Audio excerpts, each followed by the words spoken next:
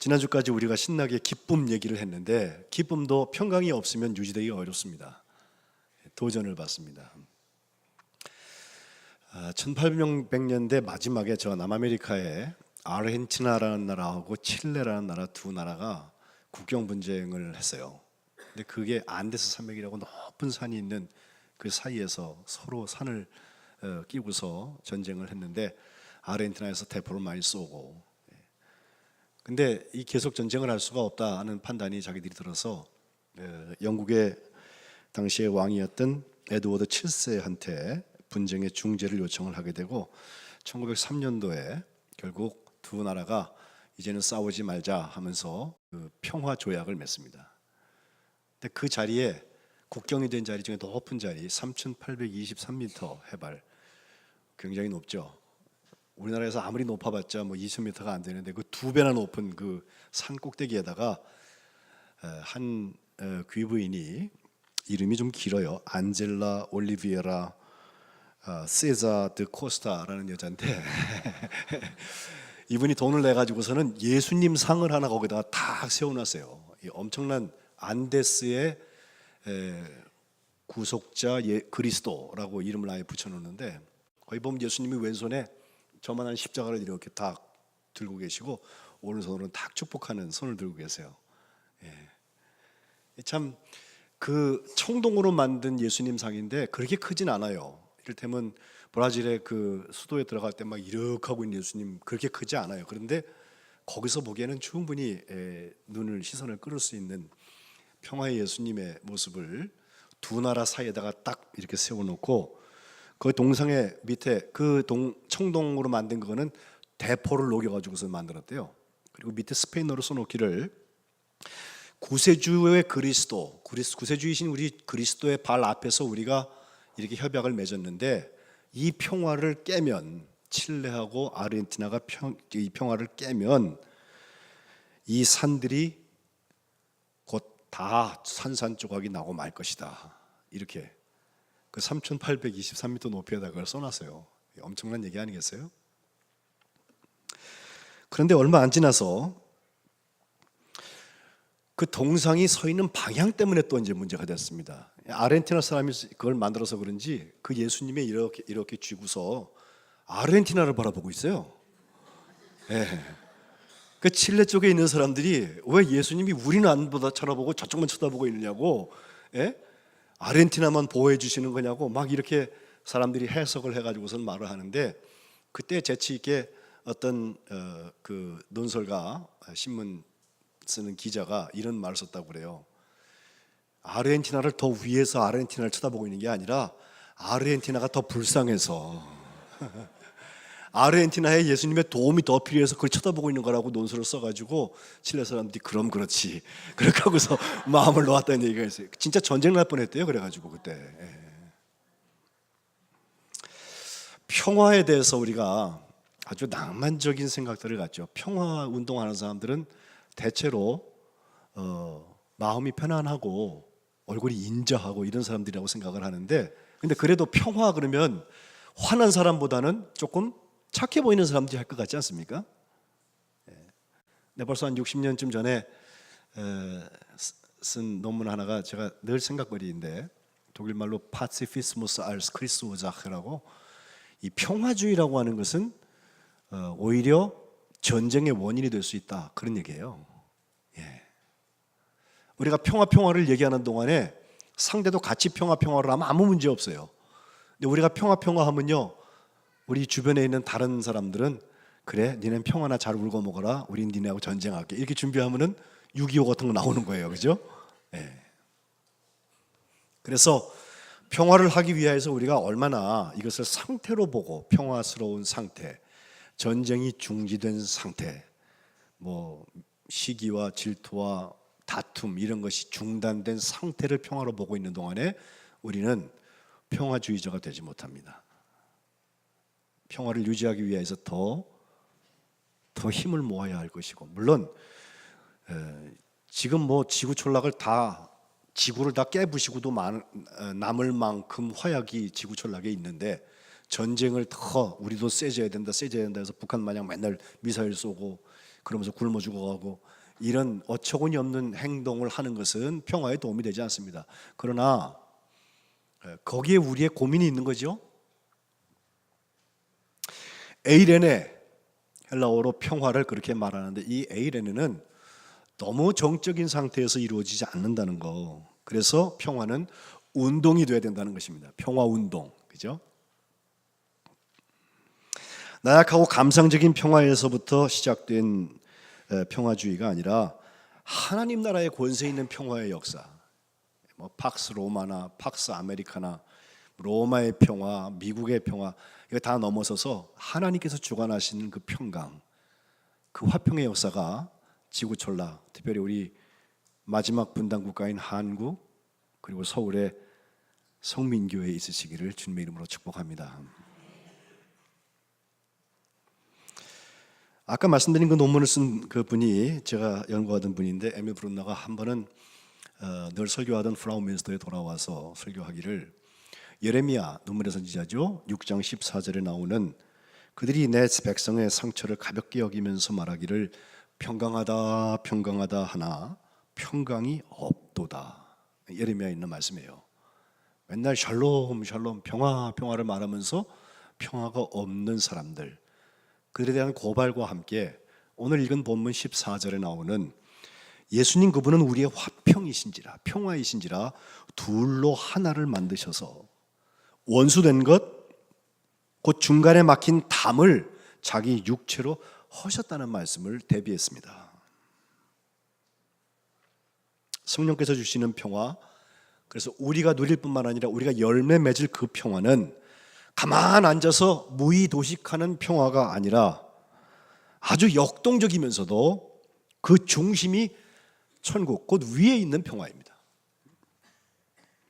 위로 나르시는 위에서부터 주시는 성령의 평화를 우리가 누리기 때문에 우리는 오히려 세상의 어떤 조건에 의하여서 지어지는 많이 갖고 많이 갖추어져서 이 정도면 아무도 우리를 침략할 수 없어 하는 바벨탑을 쌓는 자리에서 누리는 평화가 아니라 하나님의 축복의 통로가 되어져서 다 나눠주고 쓰임받고 있는데도 이상하게 알 수 없는 평강이 우리에게 있는 거예요. 예수님께서 세상에 오실 때 목자들이 밤에 양을 치고 있었던 모양인데 거기에 천군 천사들이 나타나서 제일 먼저 노래했던 찬송이 있잖아요. 지극히 높은 곳에서는 하나님께 영광이요 땅에서는 그 기뻐하심을 입은 사람들 중에 평화로다 그랬거든요. 기뻐하심을 입은 사람과 평화는 같이 가는 것입니다. 그리고 이것이 예수님의 탄생과 직접 연결이 되어져서 예수님은 사역 내내 세상이 알고 있는 평화는 아닌데 분명히 하나님 나라의 평화를 얘기하셨어요.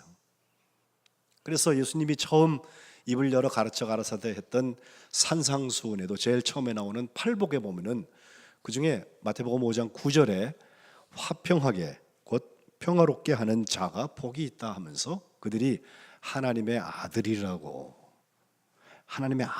일컬음을 받을 것이라고 축복하셨습니다. 예수님이 예루살렘 성에 입성하셔서 이제 한 주 후에는 십자가에 매달리시는 사역을 감당하는 그 고난 주간에 주일날 우리가 종려주일 호산나 호산나 하는 주일 있잖아요. 누가복음 기사에 보면은 19장에 사람들이 하나님을 찬양하고 소리를 지르면서 예수님을 맞이하는데 그때 한 얘기가 찬송하리로다 주의 이름으로 오시는 이여 하늘에는 평화요 가장 높은 곳에는 영광이로다. 이번에는 하늘의 평화와 지극히 높은 곳에 영광 이런 노래를 크게 부르면서 난리를 부리니까 어떤 바리새인들이 주님을 향하여서 아유 당신 제자들 좀 조용히 시키라고 책망하라고 이렇게 말을 했는데 주님께서 거기에 대답하신 것 만약에 이 사람들이 잠잠하면 돌들이 소리를 지를 거다 그러셨어요. 그리고 나서 예루살렘 성 가까이 오셔서 성을 보시면서 눈물을 흘리시면서 하신 말씀, 예루살렘 평화의 도성이라는 뜻인데 샬롬 하는 그 말이죠. 너도 오늘날 평화에 관한 일을 알았다면 좋을 뻔하였거니와 지금 내 눈에 숨겨졌다 그러셨어요. 예루살렘이 평화를 모른다는 거예요. 결국 예루살렘이 함락되고 멸망될 예언을 거기 하고 계시는 것을 볼 수 있습니다.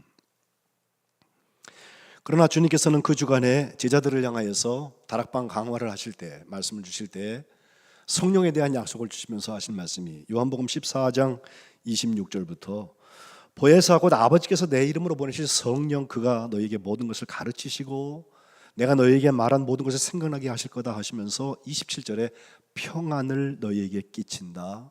곧 나의 평안을 너희에게 준다. 내가 너희에게 주는 것은 세상이 주는 것 같지 아니하니라 하면서 너희는 마음에 근심도 말고 두려워하지도 말라고 말씀하십니다. 예수님이 우리에게 어떤 평안을 선물하셨습니까?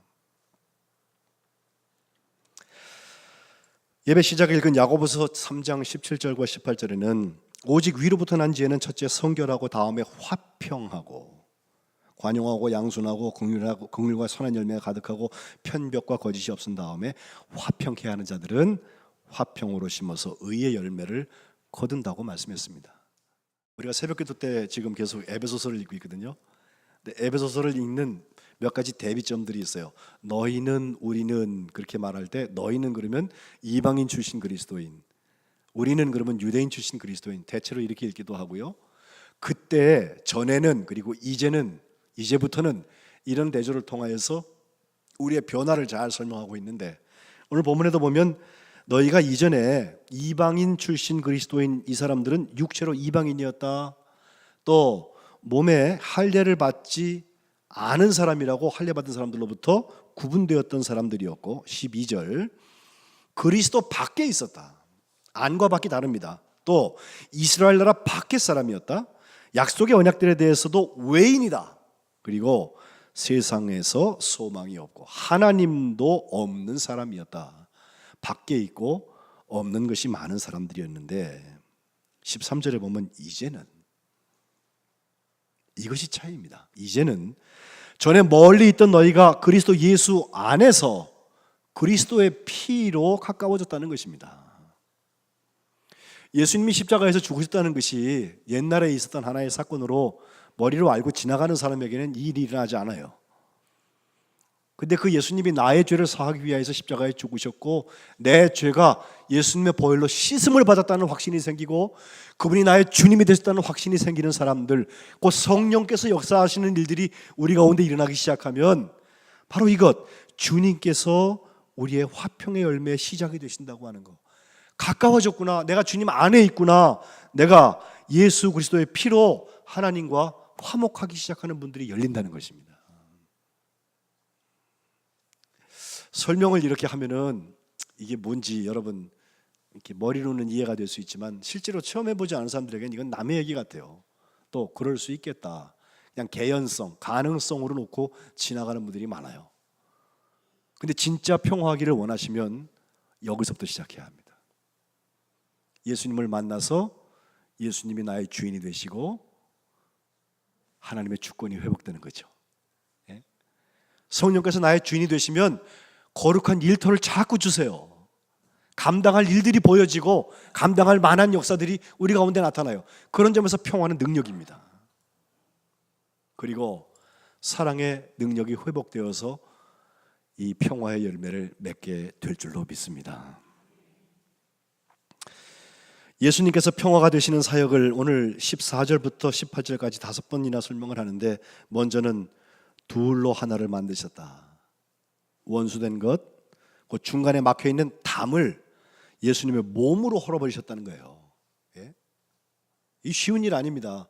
남 보고서 잘했느니 못했느니 이렇게 하라느니 저렇게 하라느니 훈수 두는 거는 잘해도 자기 몸으로 그 담을 허는 일이 쉽습니까? 생명을 드려야 되는데 그렇게 해서라도 예수님이 우리의 화평이 되셔서 예수님이 우리의 평강이 되셔서 둘로 하나를 만드셨다. 이전에는 원수였는데 그 사이에는 막혀있는 담을 헐어버리셔가지고 이제 하나 되게 하셨다는 거예요. 소통되게 하셨다는 거예요. 그걸 두 번째로 15절에는 법조문으로 된 계명의 율법을 폐하셨다. 차라리 의미로는 폐해서 없애버렸다기보다는 완성하셨다는 말씀이 더 적합하리라 보는데 결국 이 사람과 저 사람, 바깥과 안, 멀고 가까움이 자기 안에서 한 사람을 만들어서 거기에 화평하게 하셨다는 거예요. 그러니까 주님께서 주시는 평강은요, 나도 살아있고 그 사람도 살아있어 갖고서 서로 적당히 사인하고 이건 이렇게 하지 말자고 약속하고서 만들어지는 평강이 아니고 그 사람하고 나하고 다 주님의 자녀로 하나 되는 거예요. 새 사람이 지어지는 거예요. 예.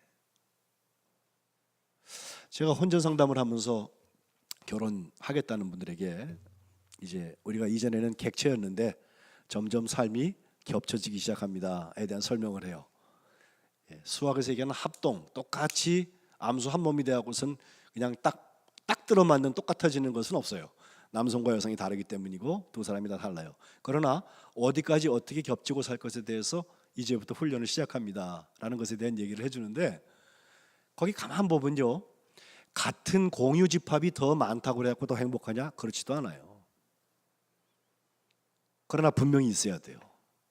때로는 그것이 자식이기도 하고 때로는 가정의 경제이기도 하고 때로는 그들이 사랑이라고 말하는 공동 집합 부분들이 분명히 있는데, 저는 예수님께서 우리에게 화평을 얘기하실 때에는 요만큼 공동 집합 부분을 두고 나머지는 멋대로 살아라가 아니고 둘로 새 사람을 짓는다는 거예요.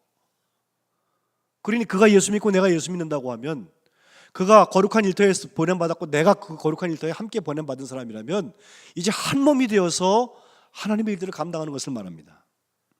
그 속에 화평이 없다면 아무런 결과를 낼 수 없습니다. 세 번째로 십자가로 이 둘을 한 몸으로 하나님과 화목하게 하려 하셨다 하면서 원수된 것은 십자가로 다 소멸해 버리셨다 16절에 말씀합니다. 그렇습니다. 십자가는 위와 아래를 잇는 평강에, 그리고 옆과 옆을 잇는 평강의 두 막대가 만나 있는 곳에서 우리에게 이루어집니다. 네 번째 17절, 평안을 전하시는데 먼 데 있는 자에게도 전하시고 가까이 있는 데에게도 평안을 전하셔서 그 평강의 역사가 서로 공유되게 하시고, 마지막으로는 이제 그 차별을 넘어서 한 성령 안에서 함께 아버지께 나아갈 수 있도록 나아감을 얻게 하셨다고 말씀하고 있습니다.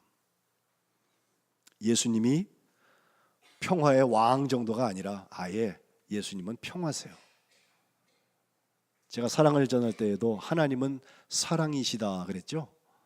사랑이 많으신 분이 아니라 하나님은 사랑이시다 그랬죠. 예수님도 평화의 왕이고 평화가 예수님한테는 많이 있는 분이 아니라 예수님은 화평이세요. 그것도 우리의 화평이세요. 세상의 화평이신 게 중요한 게 아니에요. 나의 화평이시고 우리 성민 교회의 화평이시고 이 나라와 이 민족, 곧 지금도 전쟁의 준비에 정신이 없고 있는 이 나라와 민족, 한민족의 주인이시고 그렇기에 지구촌락의 주인이신 것이 의미가 있는 것입니다.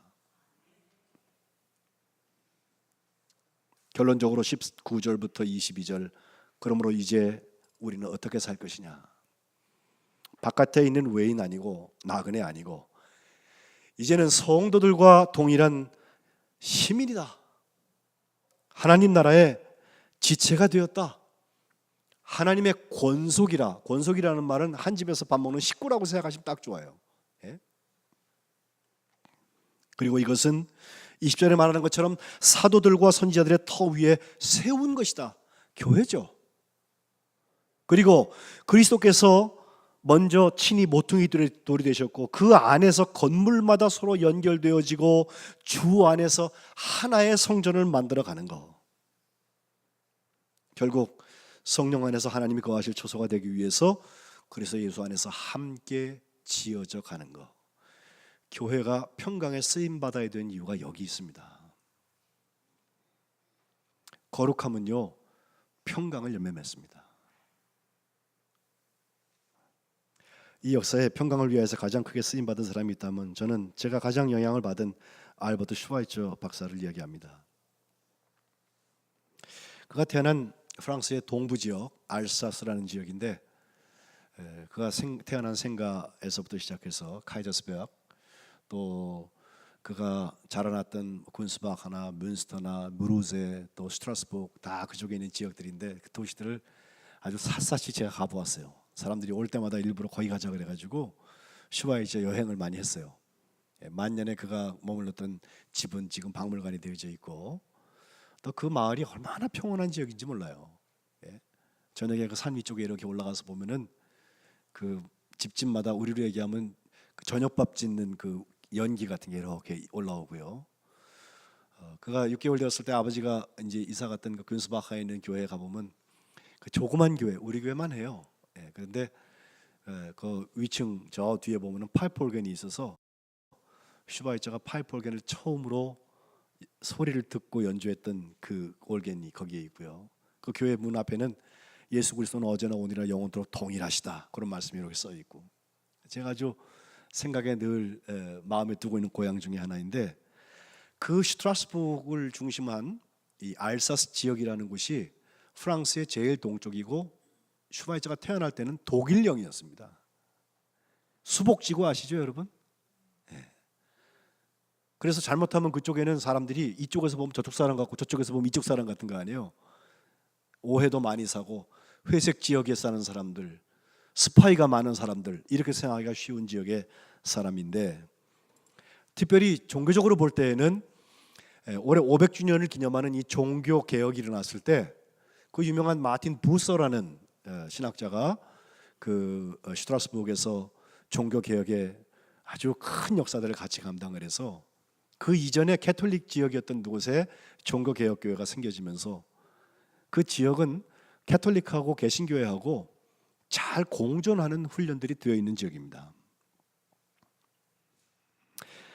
어렸을 때부터 자라날 때 그의 마음에 관용의 성격들이 생겨지고 어떻게 해야 되는 것을 배우게 되는데, 그 동네 유대 상인 한 사람이, 유대인 하나가 아주 돈을 많이 버는 사람이 있었는데 가축을 거래하는, 그리고 땅을 거래하는 상인이었는데 그 동네 사람들이 유대인들을 미워하는 사람들이 생겨가지고 그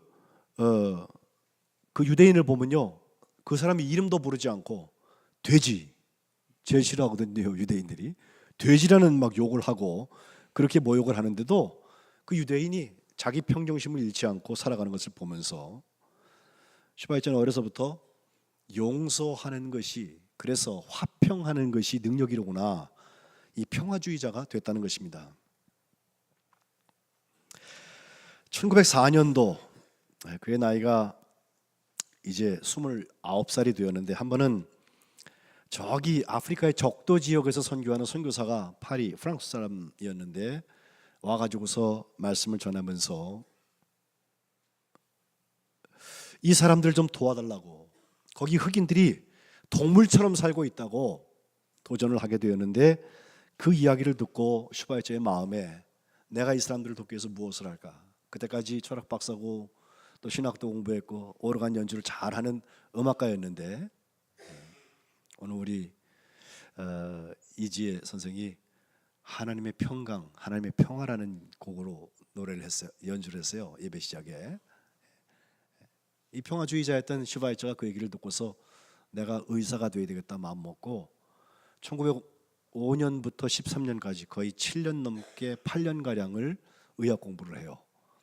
그리고 나서 의사가 되어서 결국 저 아프리카 교통, 통신, 무슨 문화 다 힘들고 어려운 그 지역에 갑니다. 그 파리 선교회에서 그를 보낼 때 그 음악적인 재능을 썩히는 것이 아까워서 조그만 피아노를 하나 같이 보내는데, 그다음 1900년대 초니까 여러분 생각해 보세요.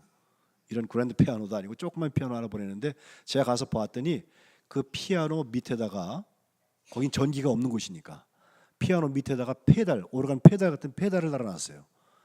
그래야 그가 거기서 전기 없는 곳에서 오르간 이 바하를 연주할 수 있는, 연습을 할 수 있도록 그렇게 만들어준 것을 제가 보았는데, 결국 그가 거기 가서 90살에 하나님의 부르심을 받을 때까지 그의 삶의 자리는 거기였습니다. 물론 중간에 나왔다 가기도 하고 파리에 와서 바하 연주를 하면서 사람들에게 돈을 잔뜩 모아가지고 또 의약품 사가지고 내려가고. 슈바이처 이야기를 하려면 끝도 없습니다. 그가 1952년도에 노벨 평화상을 타게 되는데 평화상을 타는 수상하는 어떤 연설을 하게 되었을 때 오슬로에서 그는 Das Problem des Friedens in der heutigen Welt, 오늘 세계의 평화 문제라는 제목으로 강연을 했습니다. 그의 경험 중에는 그런 것도 있어요. 자기가 독일 지역에서 태어나기 때문에 독일 사람의 시민권을 가지고 내려가 있는데 전쟁이 일어나면서 독일하고 프랑스가 싸움을 해갖고요. 그 지역이 프랑스가 그 지역을 점령하러 나니까 적국의 시민이 돼가지고요. 그 사람이 감옥에 들어갔었어요. 뭘 잘못해서 들어가죠? 나중에 그래서 프랑스 사람으로 자기 국적을 바꿔요. 왜? 그래야만 내려가서 활동을 하는데 지정이 없으니까. 그는 생명외경이라는 글씨를 발견한 것도 그의 자서전에 보면은 참 희한하게 써놨더라고요. 하루는 그 긴 강을 따라서 누굴 진료하려고 가고 있는데 증기선 위에 이렇게 연기가 막 올라오는데 그 연기를 이렇게 봤더니 마치 구름으로 누가 글씨를 써놓은 것처럼 Frucht vor dem Leben, 생명의 경외라는 글씨가 자기들에게 보이더라는 거예요. 그래서 생명을 외경하고 생명을 사랑하고 생명을 고치는 그런 평화주의자가 되었노라고 고백하는 것을 볼 수가 있습니다. 그의 말 중에 compassion, 연대라고 하는 것은 come, 함께, 그리고 passion, 고통, 열정,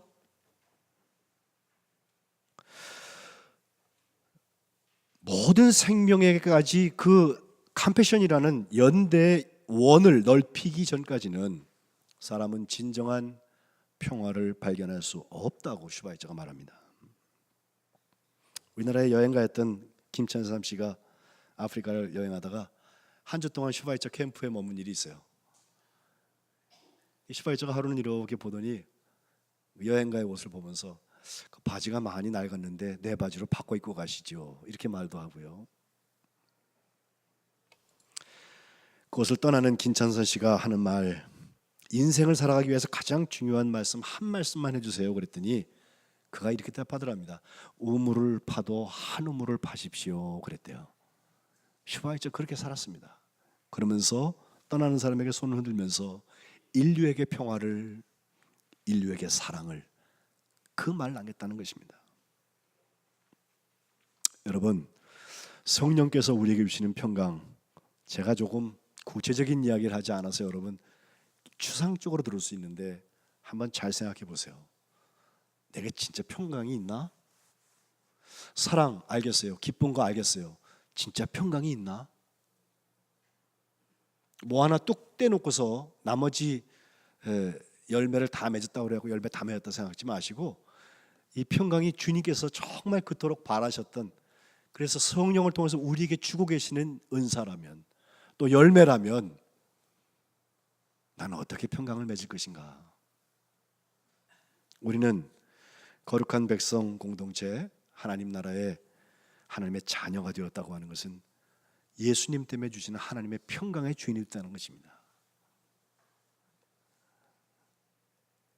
더 이상 불안이나 근심이나 걱정이나 두려움 속에 살지 마시고 예수님께서 저 십자가로 우리에게 허락해 주시는 평강의 주인들 되시고 또 성령께서 주시는 평강의 열매를 맺으시기를 주님의 이름으로 축복합니다.